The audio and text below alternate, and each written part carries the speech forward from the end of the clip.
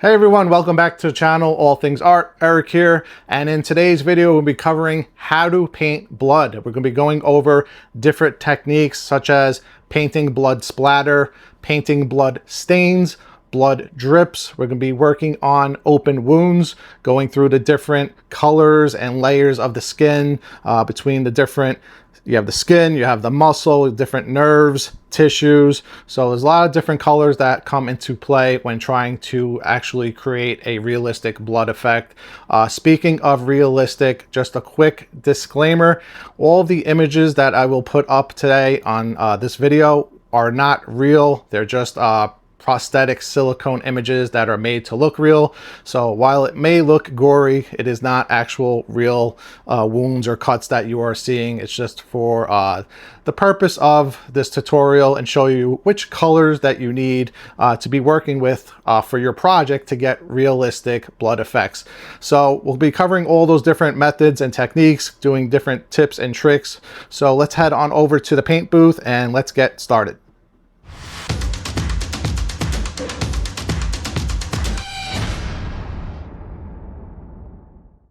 So for today's model, we're going to be working on Wolverine, specifically Logan. And if you've been following my channel, you've probably seen this model before. Basically, it's a military theme. He has a lot of different battle damage between different cuts, scrapes, lacerations on him. And being it's Wolverine, it's really cool because Wolverine has those healing capabilities. So we can cover different types of effects. We can cover deep wounds, but we could also cover where it just looks like maybe, skin tissue damage. But before we get to the model, I just want to go over the actual colors, because when it comes to blood, it's just not taking the color red and throwing it all over the model and being like, okay, I painted blood. If you want something a little bit more realistic and natural looking, lacerations, scrapes, wounds have different levels of damage, which are going to have different levels of colors. So when it comes to the skin, if you take a look at your skin, you're going to have your natural skin color, which is on the outside. Underneath that, you're going to have a layer of tissue. That tissue is going to be more like in the pinkish range. And as I'm going over this, I'll throw up some diagrams. Under the skin, you're going to have that tissue, which is a little bit more pinkish. Under that, you're going to have layers of fat, which kind of get a little bit more into like the orange yellowish range, kind of similar to my shirt color, just not as vibrant or saturated. And then beneath the fat, that's when you get to those deep wounds. Those deep wounds is when you get into the actual muscle. So when you get to the muscle, it starts to get darker. And that's when you're going to start having like those dark purples and dark maroon colors. Again, very similar to my shirt. So it's going to depend on your model and the effect and look that you're going for. But again, being this is Wolverine and he has different levels of healing capabilities. Some of the wounds on the model are deeper than others. We'll try to cover as many as possible. Again, I'll also go over blood stains and doing blood splatter and different tips and tricks. So let's take a look at the model and go over what we're going to actually be painting. And then I'll go over some other, tips and tricks on how to do blood splatter and so forth, and different techniques and methods. All right, so here's a look at the model, and as mentioned, he's going to have different like lacerations and scrapes, cuts on him. Assuming he was fighting Sabretooth, but whatever we don't show examples on the model, I'll do examples off onto the side, especially the blood splatter, because I'm not sure how much blood splatter I'm actually going to do. So I'll do the blood splatter off to the side, which will be a lot of fun. But basically, he has 3 slices right here.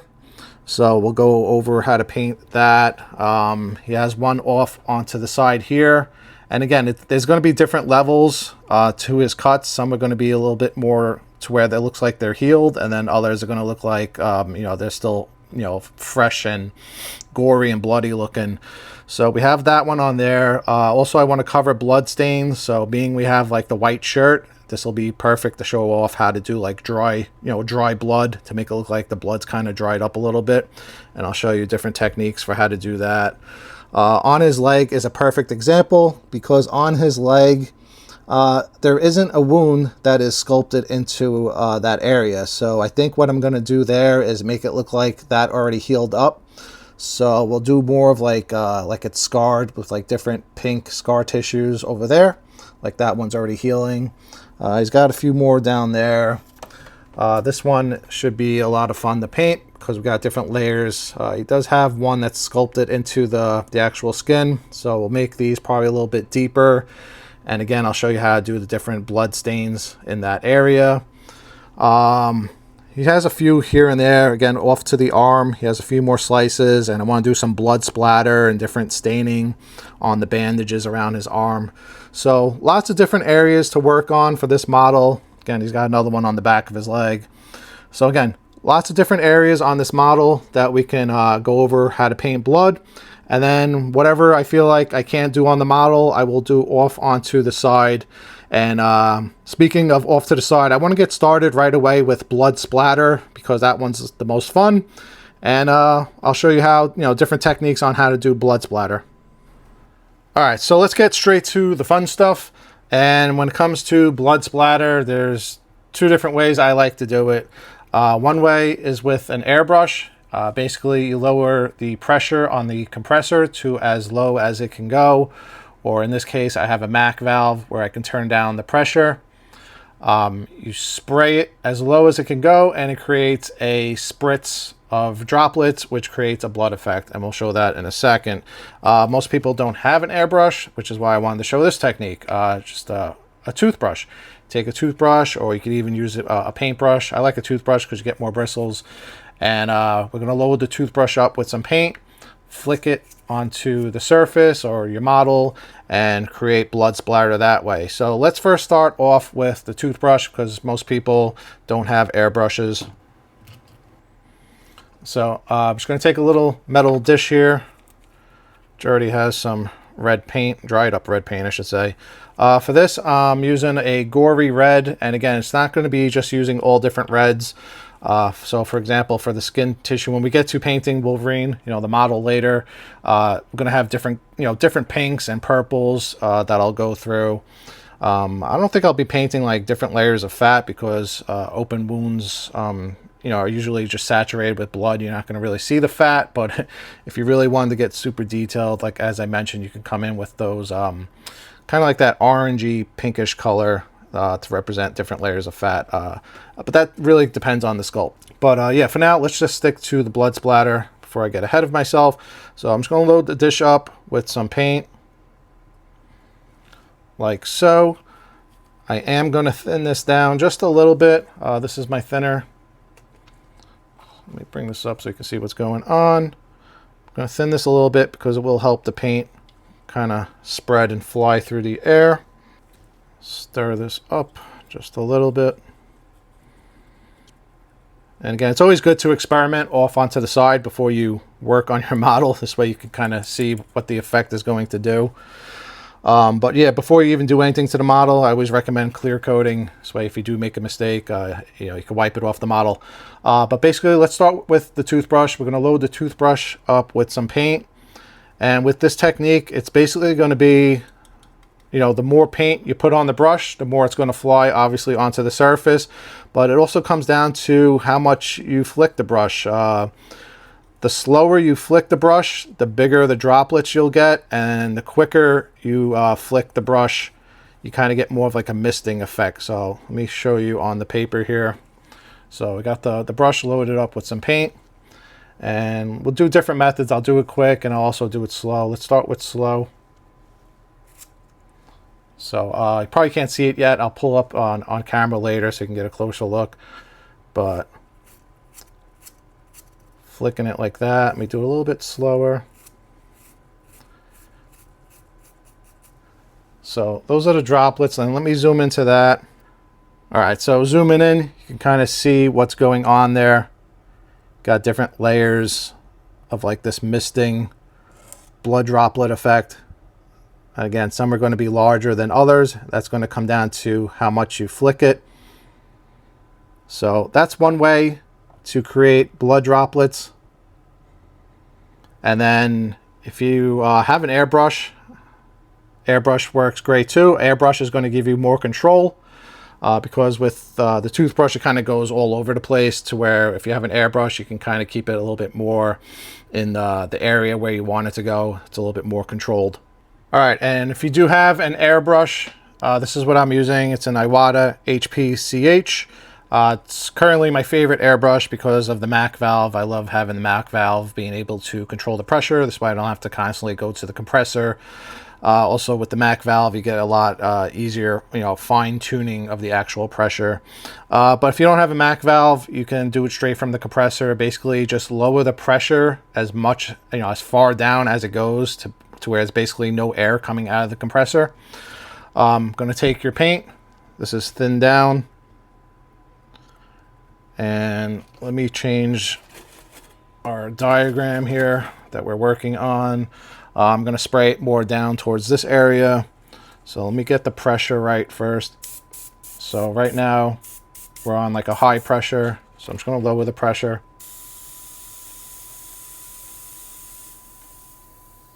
Okay, like so. Hopefully again it shows up on camera. If not, afterwards I'll pull in and show you an up close look. But with the pressure all the way down, let's see, I might have to experiment a little bit. Let's see if it works. Okay, here we go. You know what, for this one I'm actually going to turn it around this way you can see the difference. Let's start off with a brand new whiteboard. And I am going to zoom in. Let's zoom in now. Okay, so I'm going to spray towards this area here and show you what it's doing. So if that is showing up on camera, you can see the droplets. Let me zoom in just a little bit more.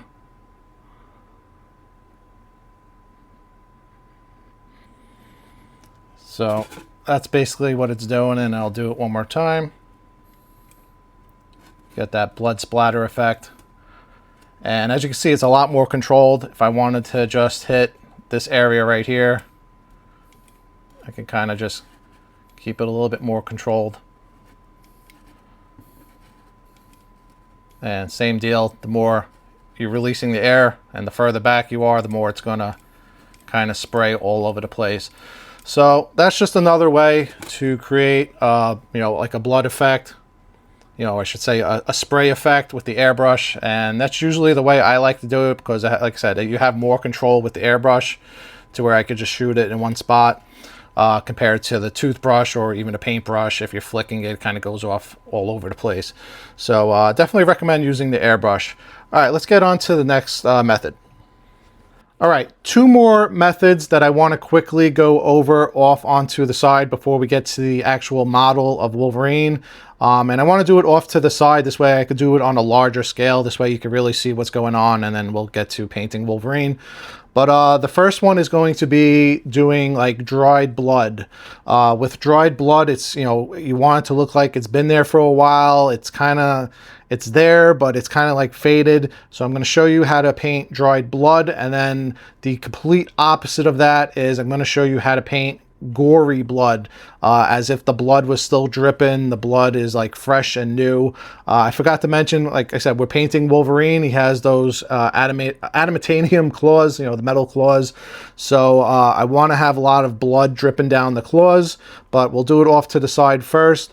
And I'm a huge advocate of using Vallejo paints. Vallejo sells a blood effects type paint, to where it kind of already looks like it's like gory type blood. If you think of like during Halloween time, they sell those blood effects to where it kind of looks like it's like real, gory blood dripping. It's not just Vallejo. There's other companies out there that sell those types of products to where it's like already, made to look like a blood effect. You don't need to buy that stuff. I'm going to show you how to make it. It's basically just paint mixed in with some gloss varnish, or we can even use some epoxy glue, clear epoxy glue, to make it kind of look like it's dripping and really like gory looking. So we're going to cover those two things, and then we'll start working on the model. We're going to cover dried blood stains, and then I'll get to the complete opposite. I'm going to show you how to make that gory, realistic blood effect. That's really what's really known for, probably what you really see most of the time on, painting statues, painting models, whatever it is you're working on. Most people go for that super realistic gory effect, and I'm going to show you how to make it on your own without having to spend extra money buying it already pre-made. All right, so let's get to the first one with doing the dried blood. It's very simple. All right, so when doing blood stains, basically with any stain, it's just watered down paint. So what we're going to do is I'm going to fill up this cup here with some water. And the more you water it down, the more transparent it's going to be. It's very simple to do. I'm going to take a little bit of what's left of my gory red that I was using in the airbrush. Just toss it in there. And we'll work directly on the whiteboard here again. Let's see. We can use this brush right here. So I'm just going to mix it up. And it's basically just very watered down paint. And then when it dries, it kind of creates like this staining effect. So I'm going to try to attempt to do it on a larger scale here so I can kind of show you. And with doing blood stains, you can come in with different colors. You can come in with like darker reds and brighter reds. But basically kind of wanted to show you how that looks. So I'm just going to do different textures and patterns because I will be doing this on the actual model.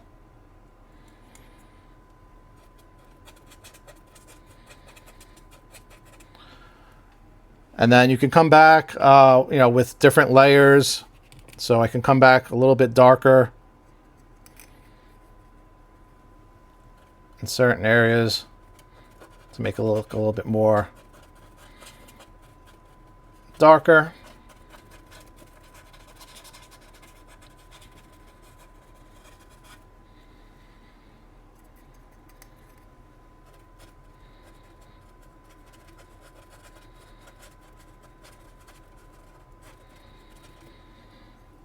Come back a little bit more with the water.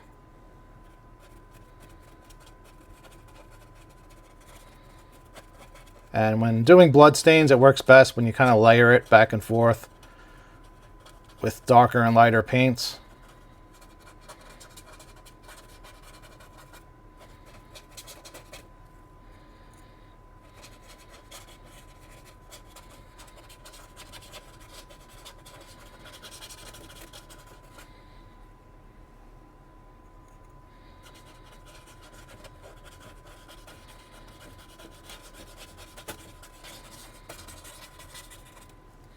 All right, let me pull into that and zoom in.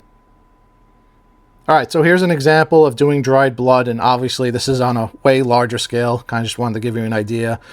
This is just with the gory red. You can come in with different, reds and pinks to get a better effect. But this is just an example with the gory red to where you get like this texture, but it's also see-through in some areas, kind of like it's been there for a while.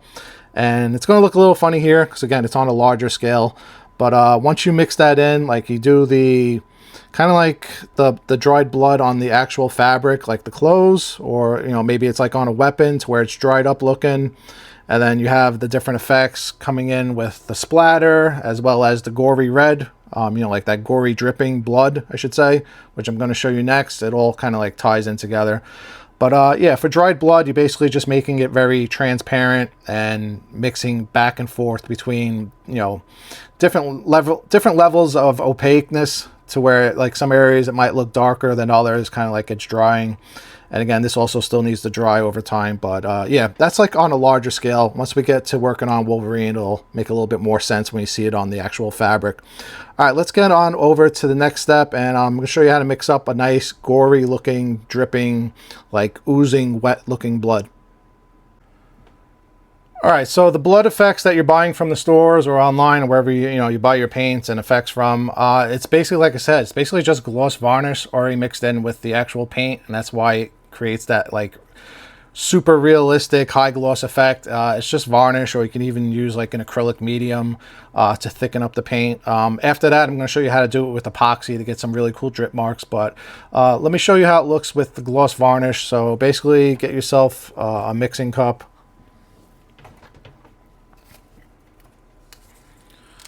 So I have my little mixing cup here. We're going to go pour in the gloss varnish directly into the cup. And then for the actual paint, I am not going to thin down the paint. The paint is going directly into the cup the way it is.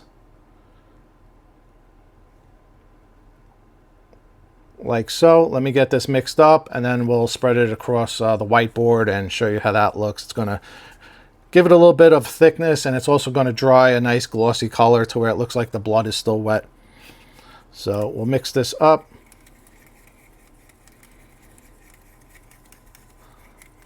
Like so, and I'm just going to keep working on this same area right here, that this whiteboard that we're working on, so we can see like the different effects. Okay, let's do a few different marks, drips.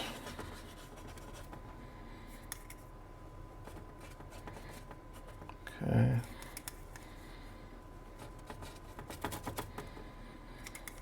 Try to get around the blood stains, this way it kind of looks a little realistic. And with the gloss varnish, you could do this at the end. You can, you know, paint your model first with the blood effects and then come back and add the gloss. That's usually what I do. But this is basically the stuff that they're selling in a bottle that's already pre-made. All right, so I'm going to let that dry. Let's do one more drip mark right here. Okay. One more. Let that drip down. All right, I'm going to let that dry up for a minute, and then when you see it, once it dries up, it's going to remain glossy and look like a gory red. Okay, actually, while that's drying off into the background, it's going to take a few minutes. I figured in the meantime, let's mix up the epoxy. I'm going to show you how to do like drip marks to where it kind of looks like it's oozing and, you know, really gory looking. I'm going to do the example on this plastic fork here, since it kind of looks like, you know, Wolverine's claws. So I'm probably not going to do the same effect on Wolverine's claws, but I will show you how to do like really like kind of like thick drip marks with blood if you really want it to look like realistic and it's really like oozing all over the place. So basically to do that, you get yourself some clear epoxy. This is JB Weld. This is a glue, or you can use actual, you know, regular epoxy, kind of like a casting epoxy, but I recommend using the glue. It dries better. So this is a 2-part glue. And I'm just going to mix up again into a mixing dish the 2 equal halves of the glue, and then we're going to add the paint directly into the glue, and we'll get some nice cool dripping effects as the glue starts to settle. This is a 5-minute epoxy, so you kind of got to like time it out. If you want it to look like it's dripping everywhere, you got to kind of wait for the glue to settle a little bit. So if I can get these caps off. All right, so let's mix in 2 equal halves. All right, so I'm just going to pour these directly into the dish at the same time. So we get 2 equal halves.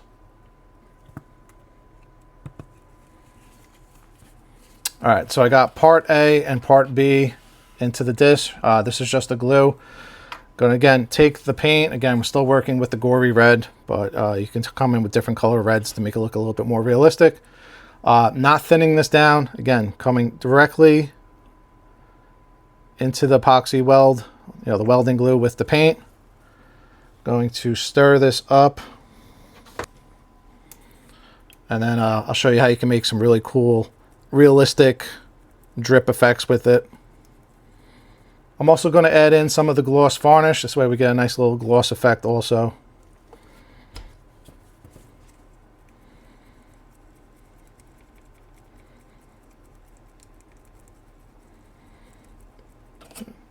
Take our fork, and I'm just going to start working it around like the different grooves of the fork to make it look like it's dripping.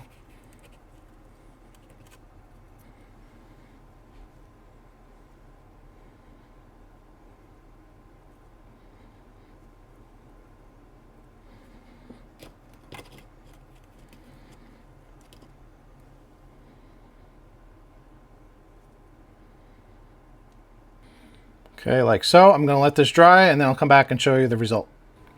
All right, and here's the result of it mixed in with the epoxy weld, which is epoxy glue. And as you can see, it looks really thick and gory. Kind of looks very fresh and still wet. This actually is not wet at all. This is dry to the touch right now. Just has a very, you know, high shine gloss to it. If you look at my finger is totally dry. So yeah, you can create a really cool, like I said, bloody, gory effect with this. This is very similar to the stuff that they sell already pre-made in a bottle that you're going to pay a lot more for, that you can make yourself and get different and better colors, I should say, out of it. So with this, I did different maroons and brighter reds, but you could definitely play around with it. And yeah, it would look really cool, like on, you know, whether you're working on like swords or axes, or if it was just like on a base where you need like a lot of like blood and gore. You could do like the different drip marks. Those drip marks are 100% dry right now. If you turn it upside down, you can see they're still there. So as far as the drips go, you can definitely play around with it and try to get them to drip down even further with the glue. You just got to time it right. But for the sake of the video, I didn't want to sit there too long waiting for the glue to dry. But yeah, you can definitely get the glue to come down a little bit more, those drip marks, which will look really cool again on like different weapons and stuff. So yeah, looks really cool. That's how you get a nice fresh looking bloody gory effect out of just some acrylic paint and different methods, either using the gloss varnish there in the back or the actual epoxy welding glue. Kind of give it a little bit more of a thicker texture to where it's kind of like really clumped up and bloody looking. All right, so we're going to move on to the actual model next, working on Wolverine / Logan.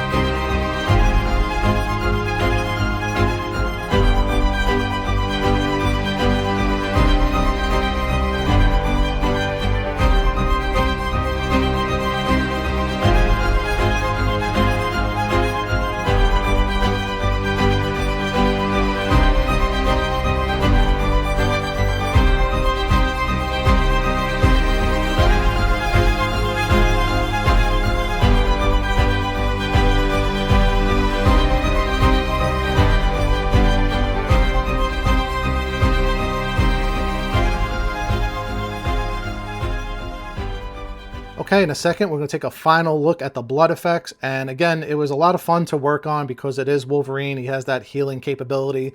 So some of the areas I tried to make it look a little bit more gory and bloody, to where other areas I tried to make it look like he was already kind of rejuvenating that new skin, and it kind of looked more like just scar tissue.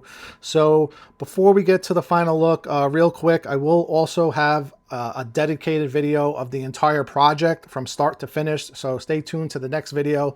That should be coming up very soon. And also please like, comment, and subscribe, and if you have any questions, feel free to drop a comment down below. So let's get on over to Wolverine and take a final look at the blood effects.